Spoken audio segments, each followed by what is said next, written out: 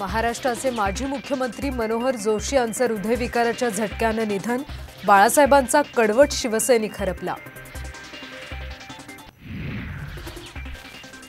सुजाण आणि सुसंस्कृत नेतृत्व हरपलं। उपमुख्यमंत्री फडणवीस, अजित पवार यांच्यासह राजकीय नेत्यांची मनोहर जोशी यांना श्रद्धांजली।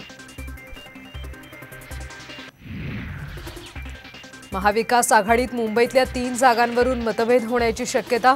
ईशान्य मुंबईच्या जागेसाठी ठाकरे गट आग्रही। साम टीव्हीला सूत्रांची माहिती।